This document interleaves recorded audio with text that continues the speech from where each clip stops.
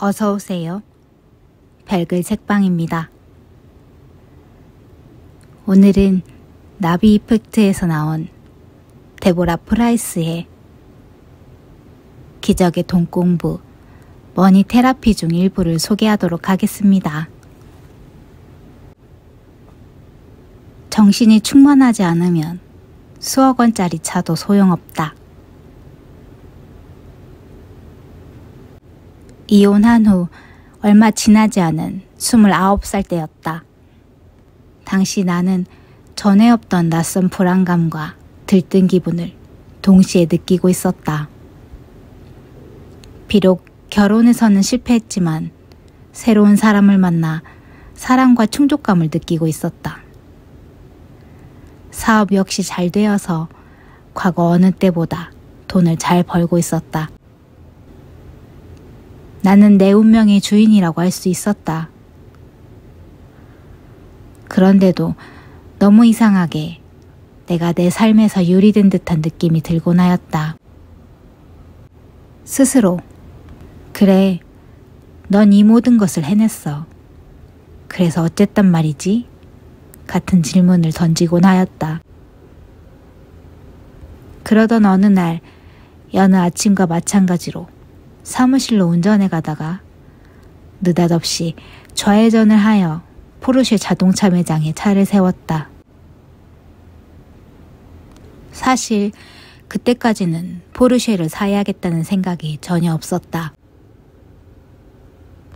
내 행동에 스스로 놀라 몇 년 되긴 했지만 별로 나무랄 데 없이 좋은 벤츠에 올라타서 운전대를 잡은 채로 한동안 멍하니 앉아 있었다. 순간 여기서 뭘 하고 있는 건지, 왜 이곳에 왔는지 아무리 생각해도 마땅한 답이 떠오르지 않았다. 마침내 영업직원이 다가와 반갑게 인사를 했다.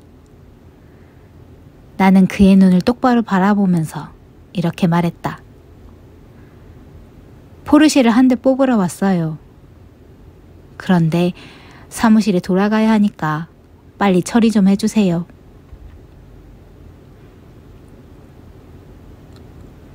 직원은 웃음을 참지 못하겠다는 표정을 지으면서도 최선을 다해서 빨리 처리해주겠다고 말했다.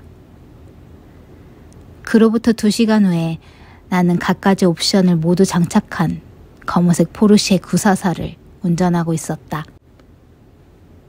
사실 당시 내 형편으로 그 정도 자동차는 과분했다.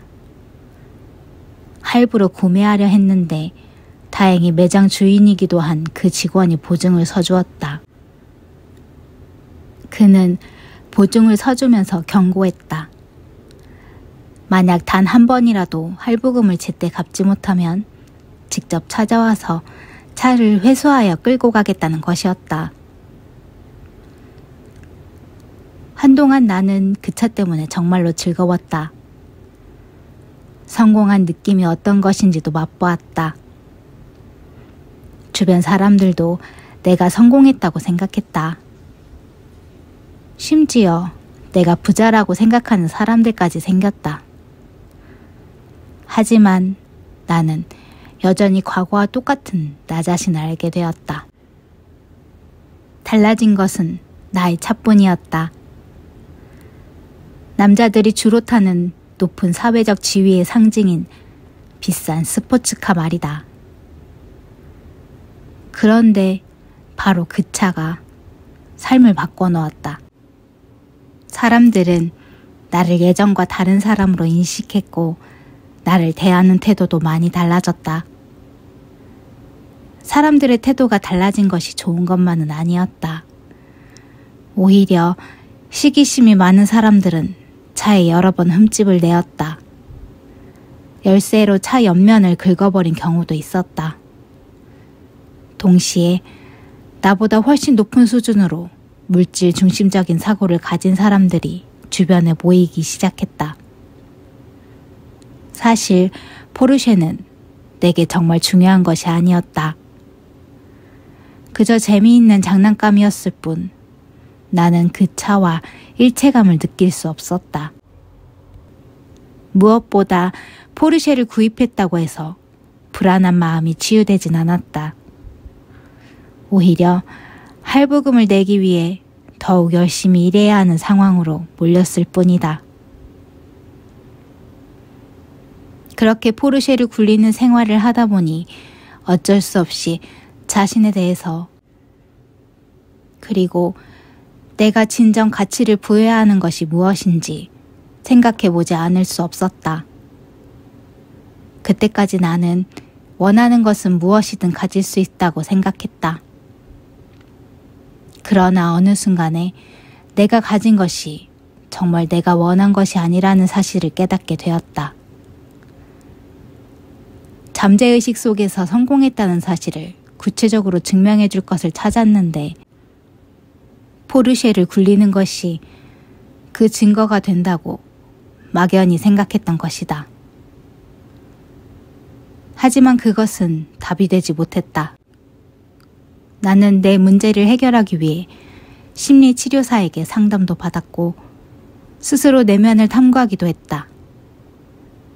그런 과정을 거쳐 최종적으로 나는 진정으로 내가 원하는 것이 무엇인지 알게 되었다. 내가 깨달아 다른 사람과 공유하고 싶은 것은 오직 한 가지 진실이었다.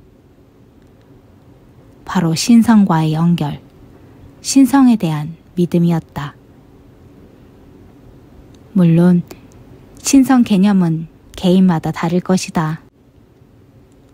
어쨌든 신성과의 연결이나 신성에 대한 믿음이 없이는 우리가 충분히 사랑받고 있으며 충분히 소유하고 있으며 스스로 충분한 존재라는 것을 제대로 느낄 수 없다.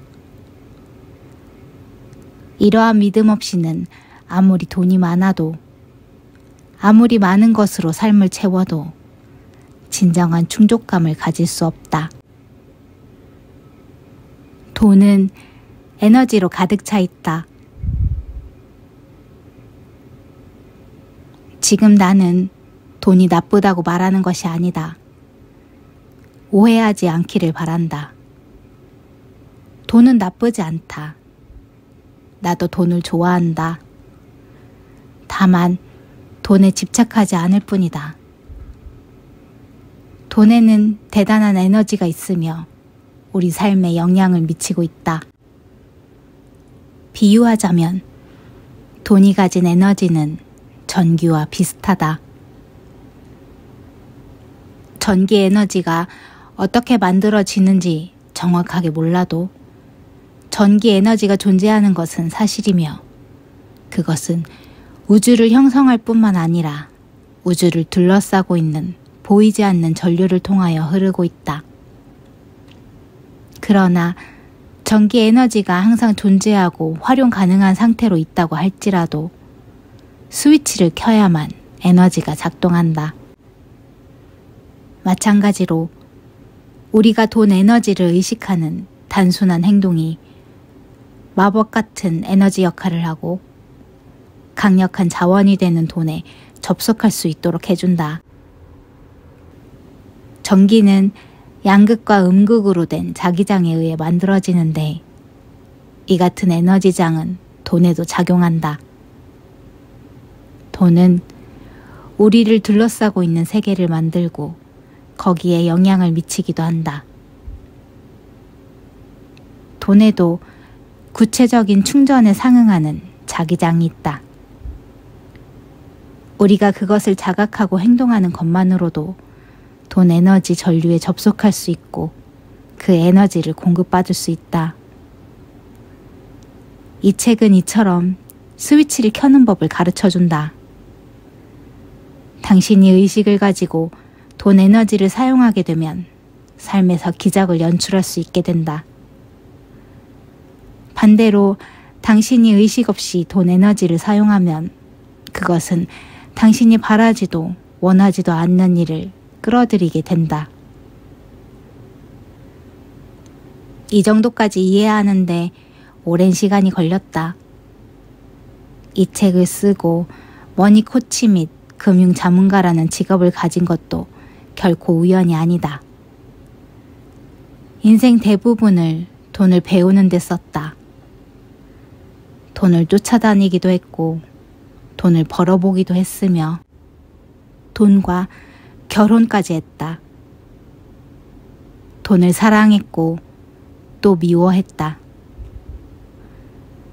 모든 것을 다 가진 짜릿함도 맛보았고 다 잃어버리는 쓰라림도 맛보았다.